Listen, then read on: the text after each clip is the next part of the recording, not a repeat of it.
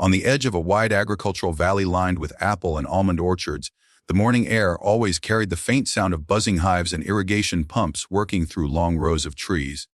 For years, the county depended on one woman to understand that balance better than anyone else. The beekeeper had spent most of her life moving through these orchards, checking hive strength, watching seasonal shifts, and making sure pollination followed the rhythm of nature rather than the pressure of profit. Her daughter often walked beside her, quietly observing how she read the land as if it were a living system rather than rows of production. But the world around them was changing quickly. New agribusiness leaders arrived with charts, projections, and promises of efficiency that ignored the slow intelligence of bees and seasons. Meetings that once respected her experience now questioned it. They called her methods outdated, too slow, too traditional for modern demands. What they saw as inefficiency was, to her, stability built over decades of careful observation. Still, the pressure grew louder each season. Corporate orchard managers began comparing costs and yields, pushing for industrial pollination services that could be scheduled like machinery rather than nurtured like living systems. They spoke of higher output, reduced labor, and scalable solutions that promised certainty in an unpredictable environment.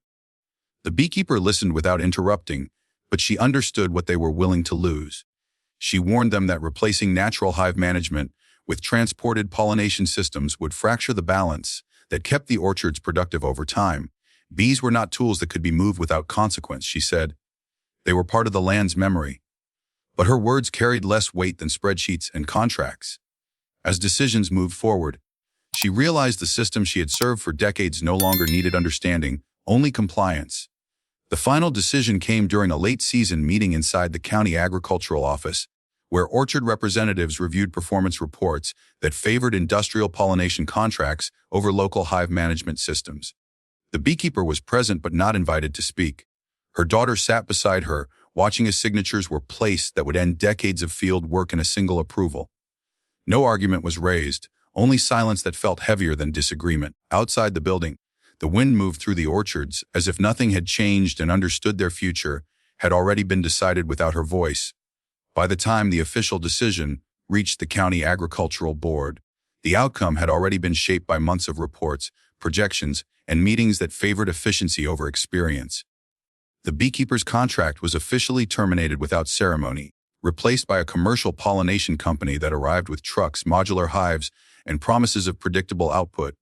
The announcement was framed as progress, a necessary step toward modernization that would reduce costs and increase orchard productivity across the valley. In public statements, officials described it as an evolution of farming practices, a shift toward scalable agricultural solutions designed for a competitive market. Her daughter stood beside her when the notice was handed over, watching her mother read it without changing expression. There was no protest, no argument, only a quiet acceptance that carried more weight than any speech could. Across the following days, news of the decision spread quickly through the orchards. Some farmers welcomed it, convinced that industrial pollination would bring higher yields and remove dependency on a single local provider. Others stayed silent, unsure but unwilling to challenge the momentum of change. When she finally walked away from the county office, the beekeeper did not look back at the buildings where she had spent most of her working life. Instead, she spoke only once, her voice calm but steady, warning that systems built without ecological balance always paid their cost later, usually in ways that could not be reversed quickly. She said the orchards would feel the change within a few seasons, not immediately, but with certainty. Her daughter remembered every word, but said nothing as they returned home. In the weeks that followed, the valley adjusted quickly to the new system. Trucks replaced routines, schedules replaced observation, and what had once been guided by natural cycles was now controlled through contracts and delivery timelines. The beekeeper remained quiet, but her daughter noticed how she stopped speaking about the future entirely, as if it had already begun moving in a direction no one in authority was ready to understand.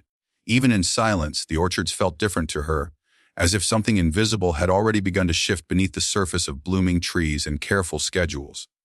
She did not argue anymore, because she understood that some decisions only reveal their weight when it is too late to reverse them. Her daughter quietly watched the fields, remembering everything her mother said earlier. The first season after the transition brought an unusual sense of confidence across the county. The orchards, now supported by industrial pollination services, appeared to thrive under the new system.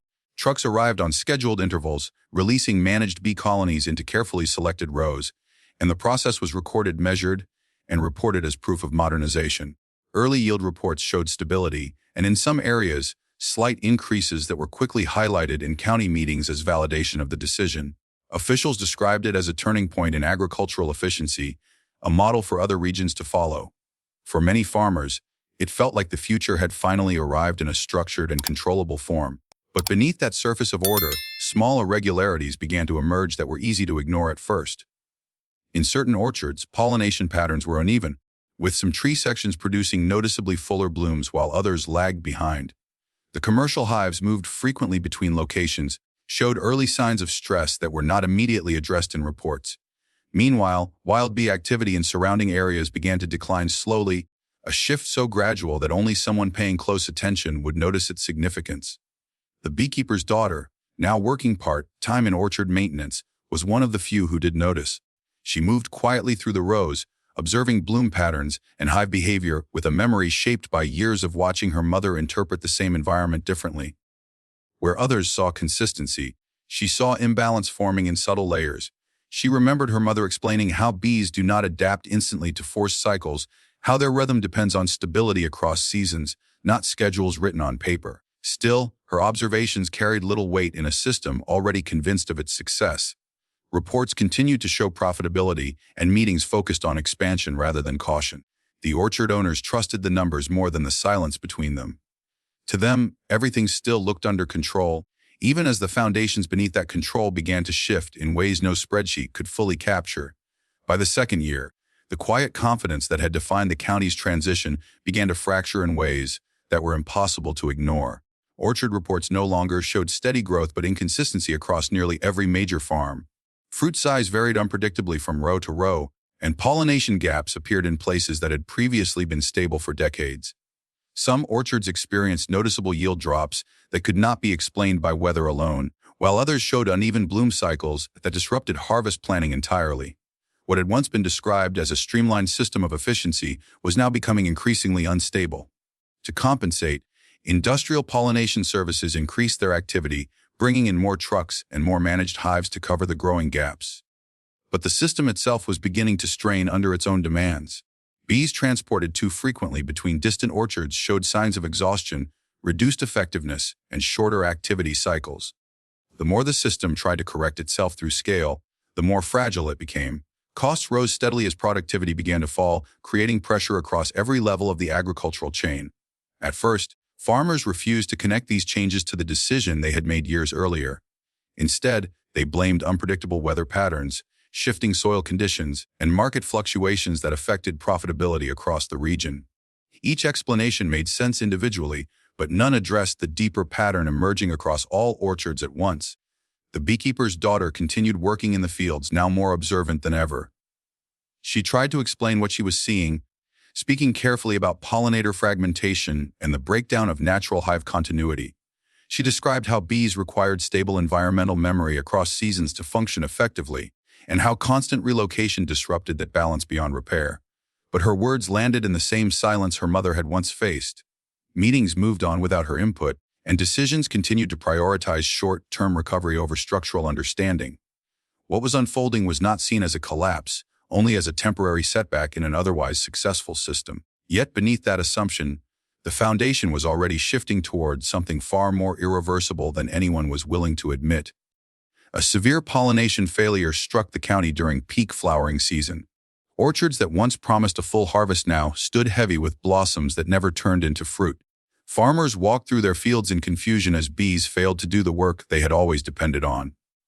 Industrial pollination trucks arrived in greater numbers, but even they could not match the scale of the collapse. Bees transported across long distances grew weak, disoriented, and increasingly diseased under constant relocation cycles. Costs rose sharply as orchards tried to compensate with more shipments and emergency contracts. Despite the effort, fruit quality dropped, and entire sections of orchards began showing visible failure. The county board held urgent meetings, insisting the modernization strategy was still sound. But beneath the reports and charts, panic was beginning to replace confidence. Farmers who once supported the change now questioned whether they had replaced stability with dependence. In many orchards, workers noticed flowers blooming perfectly, yet failing to produce any meaningful yield.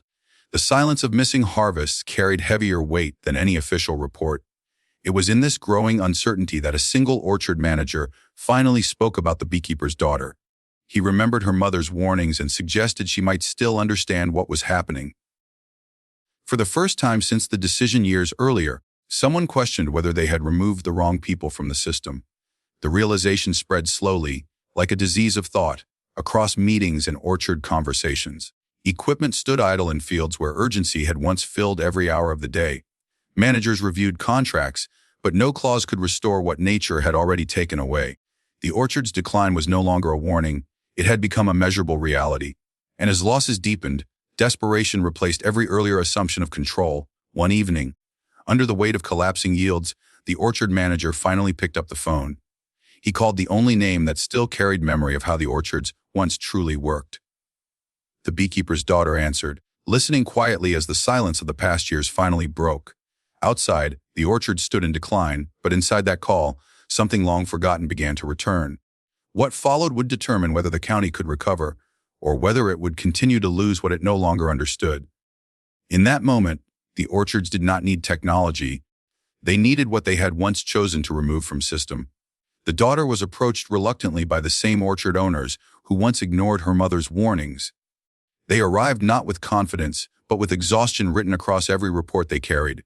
She did not agree immediately to fix what had already collapsed. Instead, she walked through the orchards in silence, observing the uneven bloom patterns and weakened hive activity. She told them the system had not failed because of nature, but because of control without understanding. Her solution was not to increase trucks or shipments, but to restore local hive distribution patterns that followed seasonal cycles. The orchard managers listened reluctantly as she explained controlled hive placement within natural foraging distance ranges. This meant removing the dependency on industrial transport cycles that had overstressed the bees and fractured pollination timing. Slowly, the orchards began to respond. Bloom patterns became more consistent and fruit formation started returning in areas that had previously failed. Farmers who once dismissed the beekeeper's warnings now walked through their fields in silence, realizing how much knowledge had been removed when they called it outdated.